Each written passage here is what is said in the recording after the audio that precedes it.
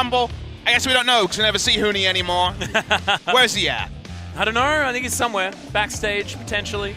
I can see the booth, though, so spoiler alert, not going to be a substitution of the top laners today.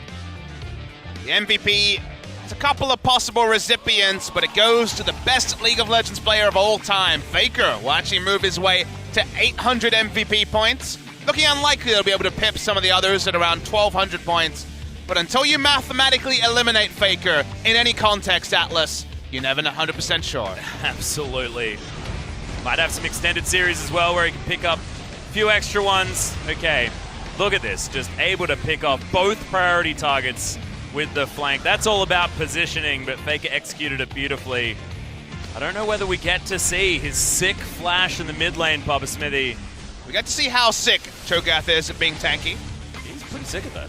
Almost turns around and kills Faker. He kills the turret, which actually stops him from dying to the next turret shot. Yeah, and that perfect use of the cleanse to get out of the damage.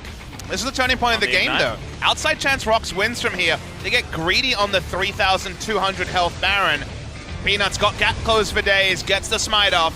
Score, maybe should take some notes from Peanut on that particular regard. The turn comes through.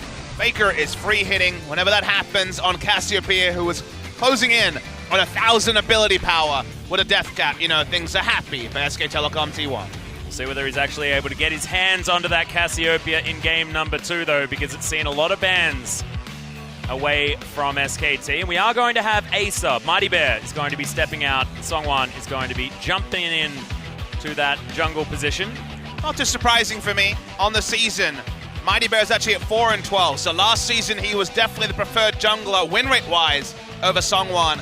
But Songwon has rewritten the history books. He's almost at a 50% win rate, 10-11 on the season. So with many more games played, many more victories, he has been the preferred talent in the jungle.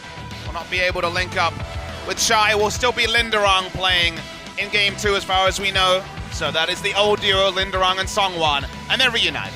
Yeah, not going to have the full switch out of the Rocks Tigers, but Linderong had a serviceable performance in game number 1 on the Cho'Gath.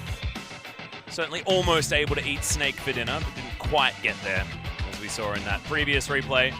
The Rocks Tigers wanting to turn it all around now in game number 2. They saw BBQ do it against KT. It's not impossible to take games off these top dogs at the moment, and Rocks Tigers have shown glimmers of brilliance throughout this season.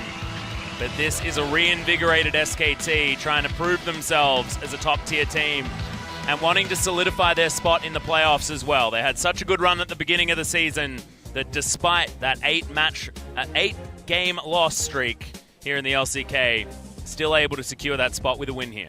Yeah, moving past that fully today is not possible. It is the Rocks Tigers, but getting closer and closer to shedding what was a woeful time post-Rift Rivals, our SKTT1. One of the reasons why Rocks Tigers may have subbed Songwon in on the blue side for game 2 is that he's a great Elise player throughout his career, and they'd be able to first pick Elise on blue side like